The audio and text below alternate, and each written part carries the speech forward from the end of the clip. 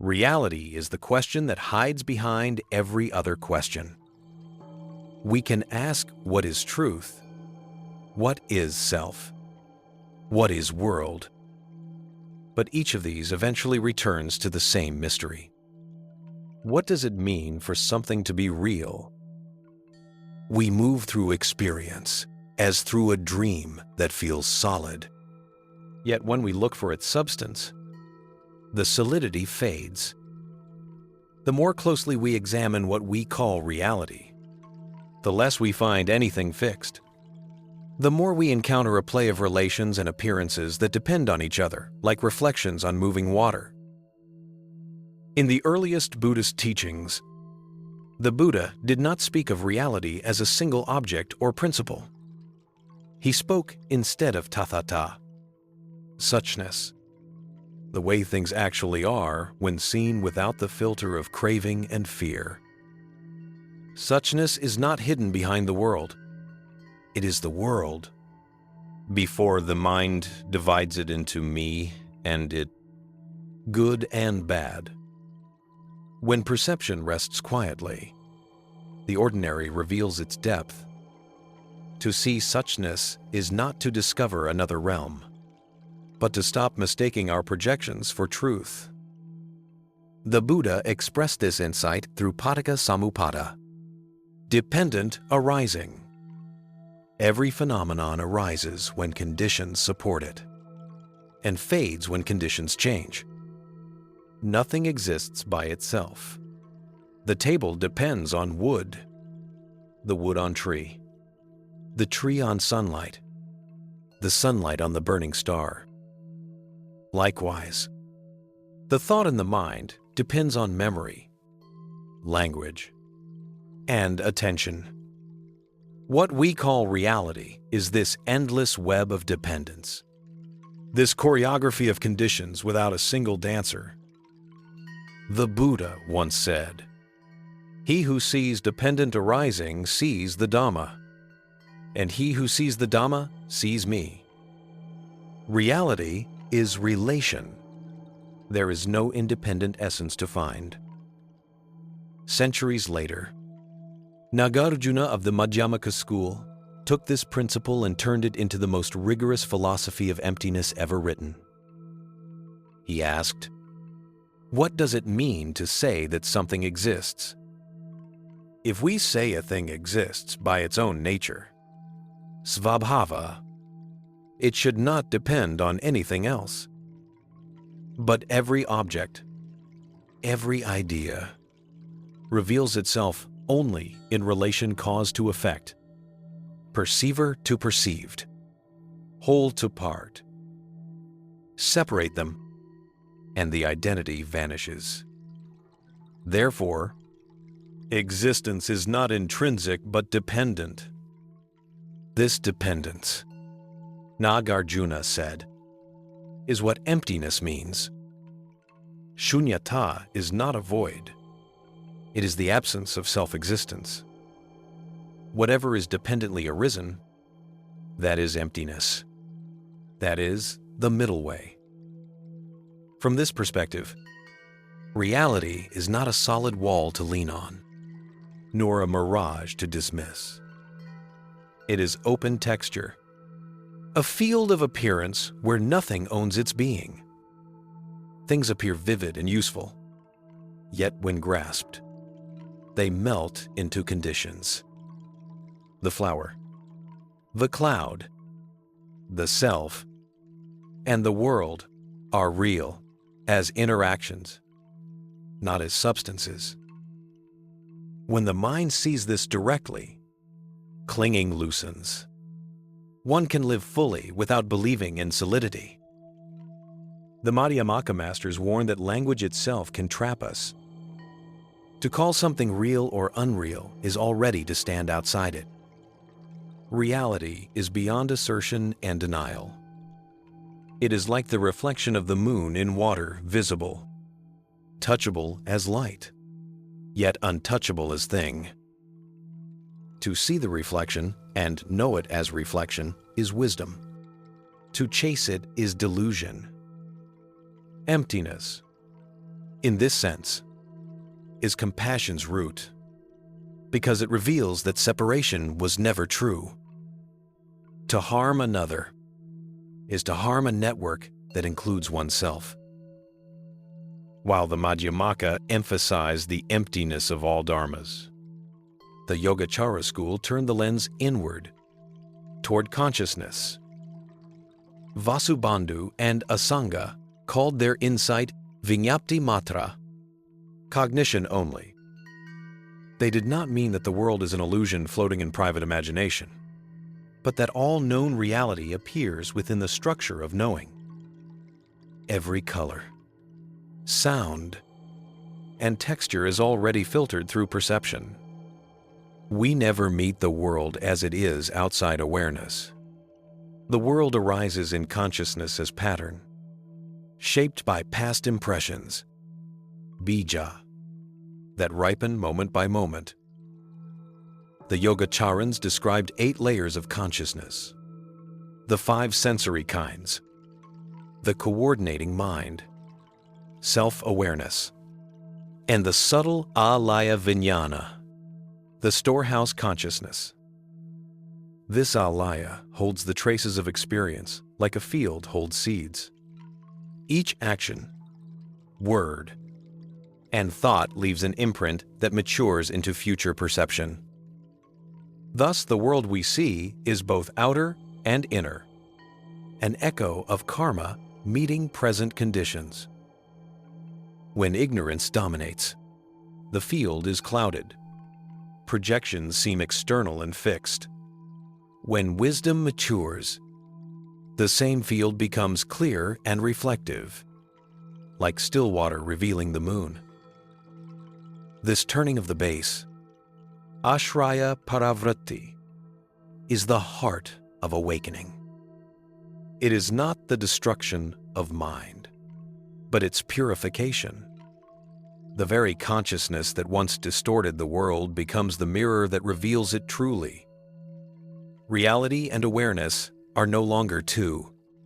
The Lankavatara Sutra expresses it simply. Mind is like a painter. The world is its painting. To see that painting as painting is to be free. When the mirror is clean, appearance and suchness coincide. Zen inherited this vision and expressed it with disarming simplicity. This very mind is Buddha, said the masters. Not the wandering thoughts or emotions, but the knowing itself, luminous, non-grasping, already whole. When you sweep the floor with attention, the act and the awareness of it are not two. Clouds pass, but the sky does not lose its clarity. Reality is the sky, not the passing shapes. In the language of science, this relational world finds unexpected confirmation. Modern physics describes matter not as hard particles, but as excitations of fields. A photon is not a tiny bead flying through space. It is a ripple in a sea of energy that becomes visible only through interaction. Quantum theory shows that particles do not have definite properties until measured. Observation participates in creation. Reality, then, is event, not object. A dance of probabilities that collapse into form through relation. The physicist John Wheeler called it the participatory universe. The Buddha might have called it dependent arising seen through another lens. Neuroscience tells a similar story from inside the skull. The brain does not record the world like a camera. It predicts, interprets, and fills in. What we experience as color or sound is a construction generated from limited data. Perception is a controlled hallucination that stays coherent because it is shared and constantly tested. This does not make it false. It makes it living. Our world is a collective simulation guided by causes. much like the Yogācāra description of karmic seeds ripening into shared experience. When meditation slows this process, awareness begins to notice itself constructing. Thoughts arise, label, and dissolve. Sensations appear and vanish without owner. The continuity of I is revealed as narrative flow. Science measures this as changes in brain networks. The default mode quiets. Self-referential loops pause. And activity spreads through sensory and emotional circuits. What the meditator experiences as freedom, the scientist describes as integration. Both point to the same transformation from fixation to fluidity. If everything arises dependently, one might ask what the ultimate foundation is. The Buddha refused to posit one. Ultimate reality, he said, is not a hidden substrate, but the absence of clinging to any ground. The Prajnaparamita Sutras summarize it with a paradox. Form is emptiness. Emptiness is form. The conventional world and the ultimate truth are not two levels stacked apart. They are one reality seen with or without grasping. To say that form is emptiness prevents attachment to appearance. To say that emptiness is form prevents attachment to voidness. The middle way moves between them, like a bird between two banks of a river. The Avatasaka Sutra gives this vision cosmic scope through Indra's net, an infinite web of jewels, each reflecting all others. Every event contains the reflection of the whole universe. Every consciousness touches all consciousness. Reality is this mutual containment, this luminous interpenetration where nothing obstructs anything. When a single jewel is polished, the entire net brightens. The image is not mystical decoration, but philosophical precision. The part and the whole are non-dual. Western thought, when it looks closely, has often approached similar conclusions. Heraclitus spoke of the world as flux. Parmenides, of the unity behind change. In modern times, phenomenology discovered that consciousness is always intentional, always of something, never separate from what it knows. Husserl called it the structure of experience. Merleau-Ponty called it the intertwining of seer and seen. Their language echoes the early Buddhist insight that awareness and world co-arise. Reality is encounter, not inventory. Ethically, this understanding changes everything. If the world is relational, to harm another is to tear the web that sustains oneself. Compassion is not a moral ornament, but the natural behavior of insight. When one sees emptiness, generosity becomes instinct, not duty. The Dhammapada says, mind precedes all things. Mind is their chief. To cultivate clarity is to reshape reality at its source. Each intention is a small vibration in the net that reaches everywhere. The Buddha's silence before metaphysical questions was also a teaching. When asked whether the world is eternal or finite, whether the Tathagata exists after death, he remained silent. Why? Because such questions presuppose what they try to prove, a fixed observer separate from what is observed. The silence was not refusal, but precision. The truth cannot be captured by concepts that depend on duality. Reality must be seen, not described. In meditation, this seeing matures into direct knowing. The mind observes thought as thought, sensation as sensation, without adding story. The boundaries between subject and object thin. Awareness becomes the space in which all arises and passes. In that space, nothing needs defending. The insight of emptiness becomes the taste of peace. Modern research on self-transcendence notes similar effects. When ego boundaries dissolve through meditation, awe, or deep compassion, neural patterns of self-focus diminish, while networks of empathy and perception expand. People report a sense of unity and clarity that lasts beyond the moment. These findings echo the Buddhist description of pabhasara citta, the radiant mind. The more the sense of ownership relaxes, the more vivid and stable awareness becomes. At its heart, the Buddhist answer to what is reality is experiential.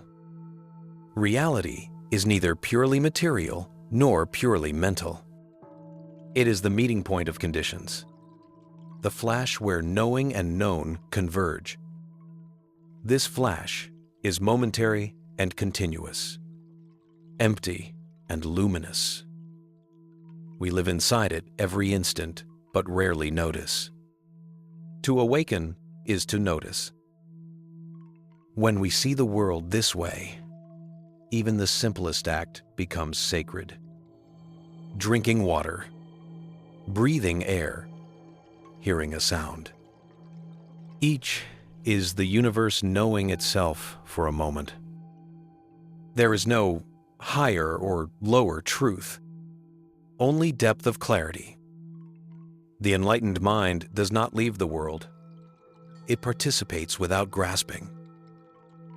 The challenge for modern people is that we have learned to separate reality into layers: objective, subjective, physical, spiritual.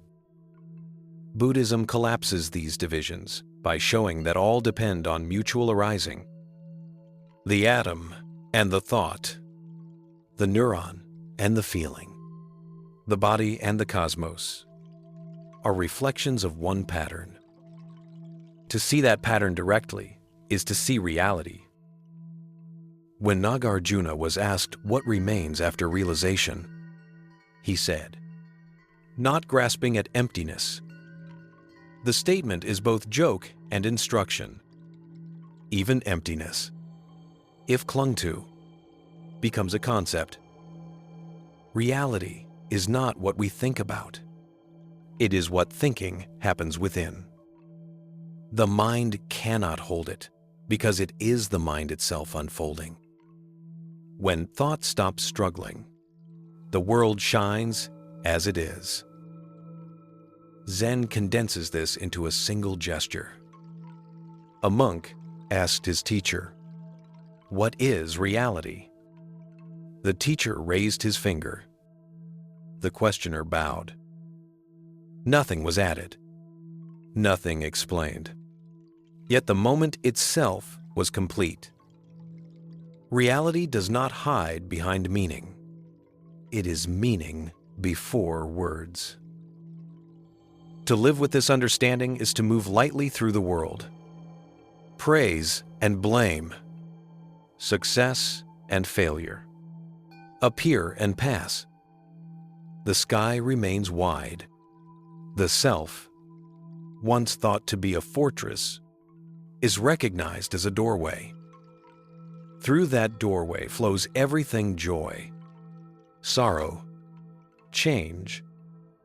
When you stop resisting, life itself becomes meditation.